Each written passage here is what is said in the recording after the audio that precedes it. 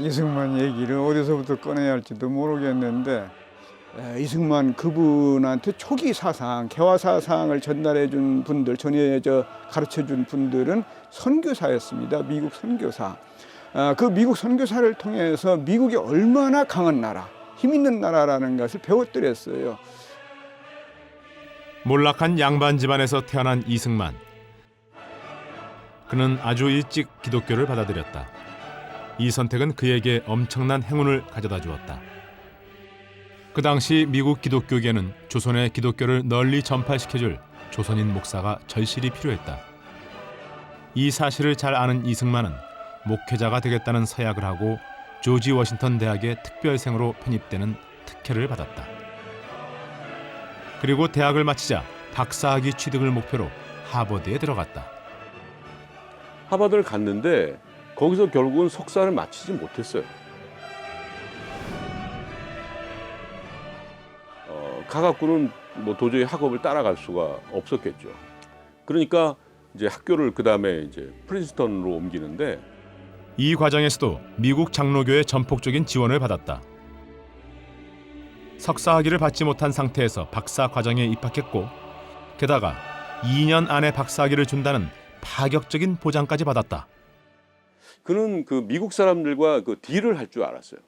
보통 사람이라면 도저히 상상할 수 없는 거를 하나 하죠. 그게 뭐냐면 하버드에 편지를 보냅니다. 내가 프린스턴에서 박사를 받는데 하버드에서 나한테 석사를 달라. 그랬더니 하버드에서 뭐라고 그러냐면 그러면 계절학기를 와서 한 과목을 들으면 석사를 주겠다. 그러니까 세상에 제가 만약에 나 여기서 박사 받는데 아직 거기 석사 마치지도 않았음에도 불구하고 학위 달라. 그럼 주겠어요? 그럼 미친놈이라는 소리나 들었겠지. 그러니까 왜 이 사람들이 그러면 이런 짓들을 할까?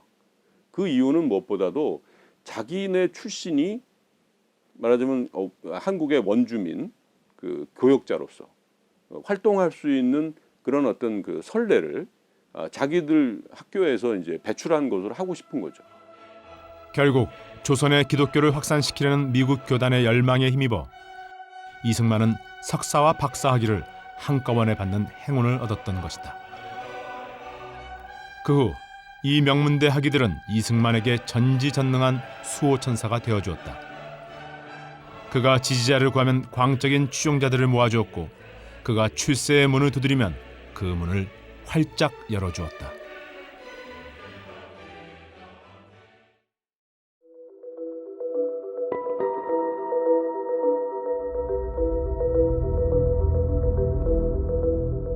(1913년) 이승만은 하와이 호놀룰루에 도착했다. 이때부터 그의 화려한 출세의 신화가 시작된다.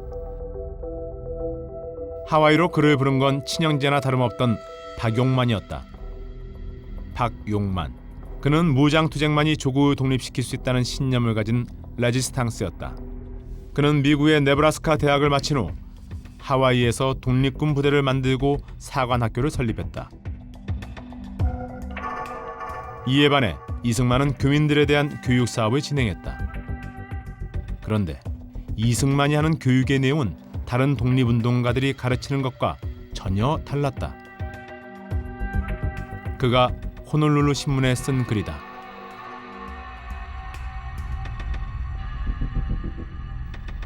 우리 학교에서는 일본을 비판하라고 가르치지 않는다. 나는 반일 감정을 일으킬 생각이 없다. 일본 신문들은 나에 대해 오해를 하지 말기 바란다. 오해는 빨리 풀수록 좋다. 오히려 이승만은 일본에 대해 아주 우호적인 시각을 가진 사람이었다. 그는 하와이에 오기 직전 미국 워싱턴 포스트와의 기자회견에서 이렇게 말했다. 한일 합방 후 3년도 지나기 전에 한국은 낡은 인습이 지배하는 느림보 나라에서 활발하고 떠들썩한 산업경제의 한 중심으로 변모했다. 놀랍게도 이승만의 말은 일본의 식민지 근대화론과 똑같다.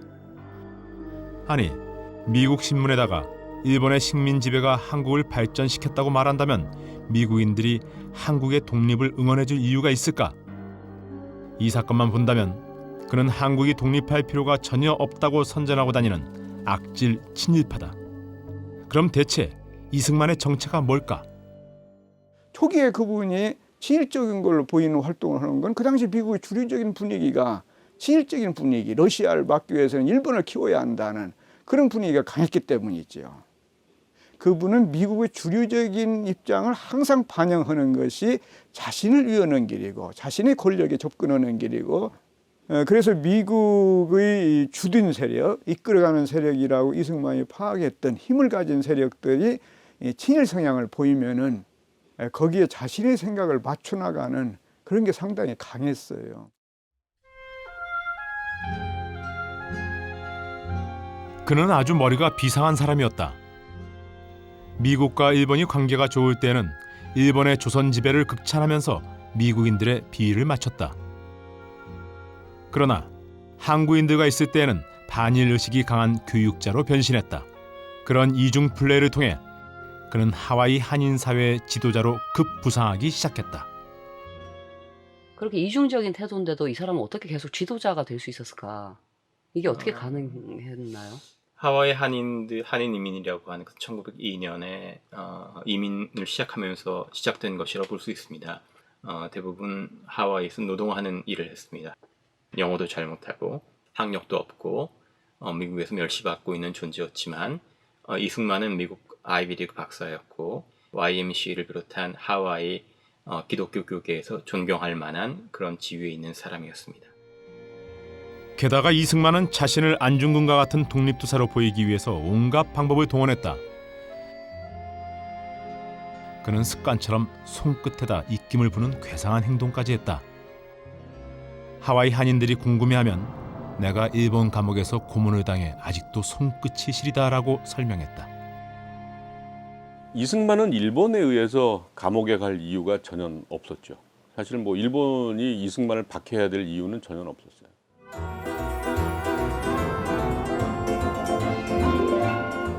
사실은 이분은 일제 때 한국에 들어온 것은 기독교 관계로 잠깐 일제 강제 병합 직후에 잠깐 들어왔다 나간 것 빼놓고는 없고, 감옥수 살해한 것은 이 고종 황제 때 감옥수 살해한 거가 있는 거 빼놓고는 또 없어요. 또 어떻게 보면 하나의 그 영웅, 뭐 역전의 용사, 일본의 뭐 고문을 이겨낸 뭐 그런 어떤 독립투사로 자기를 이미지 메이킹하려고 하는 하나의 이제 뭐 시도였고 뭐 거짓말이었다고 얘기할 수 있겠죠. 그러나 순진한 한인들에게는 아주 잘 먹혔다. 열성적인 지지자들이 구름처럼 몰려들었다. 그런데 정작 이승만은 소박하게도 그들에게 딱 한 가지만 요구했다. I remember once he told me that if you want to be a good disciple of mine, follow me blind. 맹목적으로 나를 따르라. 대체 이승만은 무슨 일을 하려고 이렇게 맹목적으로 복종하는 추종자들을 원했던 걸까? 이승만의 첫 번째 목표는 박용만을 지지하는 하와이 국민회를 장악하는 것이었다. 그 당시 한인들은 정기적으로 독립운동 성금을 냈고 이로 인해 국민회는 미주 지역 최대의 독립자금 조달처였다. 이 사실을 잘 아는 이승만은 자신의 추종자들을 이끌고 국민회를 장악하기 위해 싸웠다.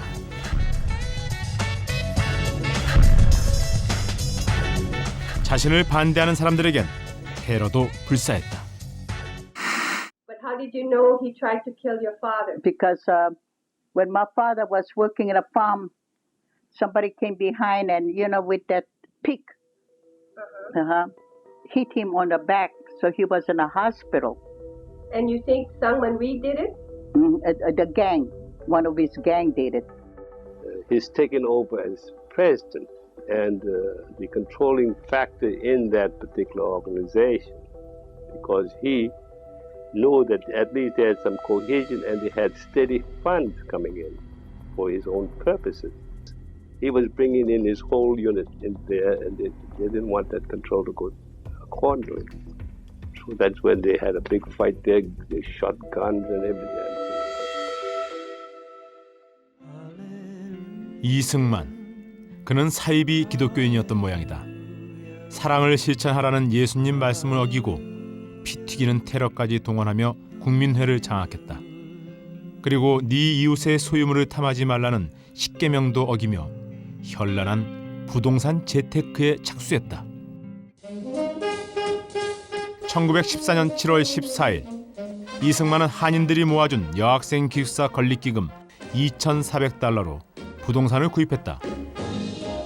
그런데 바로 그날 이승만은 자신에게 땅을 판 프레드 베링거에게 그 땅을 담보로 1,400달러를 빌렸다.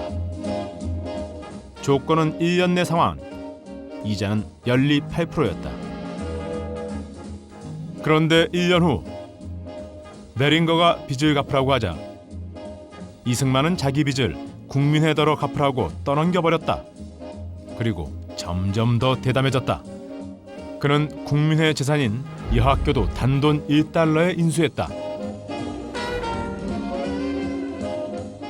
그 후로도 그는 이런 짓들을 계속 반복했다. 국민의 재산을 담보로 대출을 받아 돈을 챙기고 마지막에는 자기 소유로 만든 국민의 재산들을 전부 매각해서 목돈을 챙겼다. 이것이 하와이 갱스터의 재테크 비결이다. 그런데 여기서 잠깐, 이런 짓 하면 감옥 가야 되는 거 아닌가? 당연히 감옥 갈 범죄행위죠. 법원에서 재판을 한다고 해도 정상이 굉장히 나쁜 범죄, 죄질이 우리가 흔히 쓰는 말로 죄질이 굉장히 나쁜 범죄 행위죠. 왜냐하면 굉장히 어렵고 힘들게 같이 고난을 당하면서도 어떤 민족의 독립을 위해서 모아놓은 돈의 성격이기 때문에 독립운동을 빙자한 횡령 범죄 행위다라는 것이고, 그러한 행위를 현재의 법률적 잣대로 들여다본다면 징역 7년 이하의 형에 처해지는 범죄 행위죠.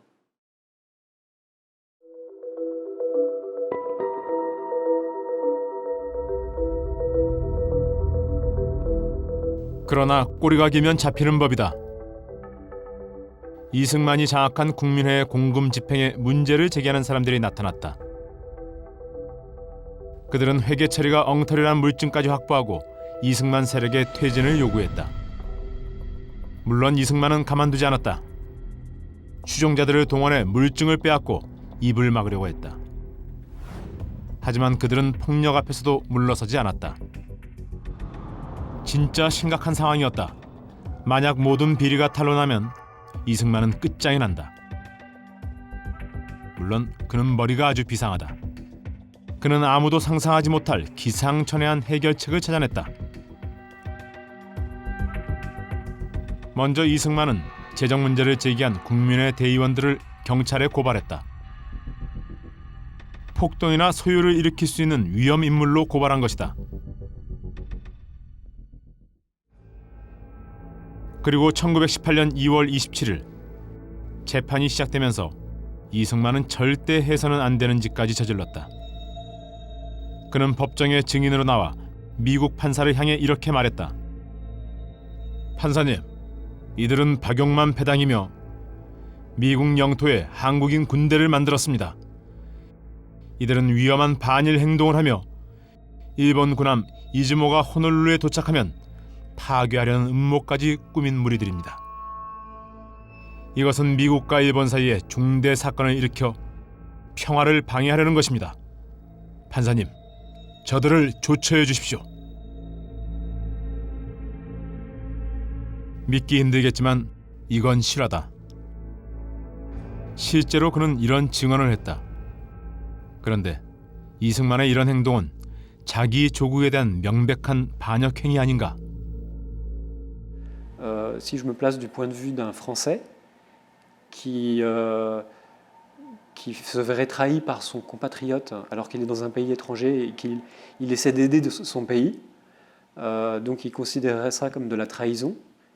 Et puis, si un Français avait donné à l'étranger pendant la Deuxième Guerre mondiale une interview expliquant que l'occupation allemande de la France était bénéfique pour la France, à la fin de la guerre, il aurait été aussi considéré comme un traître à la patrie officiellement par tout le monde. 만약 이승만이 프랑스 사람이었다면 1944년 프랑스가 나치로부터 해방됐을 때 그는 프랑스 법정에 세워졌을 것이다. 그리고 그 어떤 변명을 하며 선처를 호소했더라도 이승만은 A급 반역자로 판결을 받고 사형을 받았을 것이다.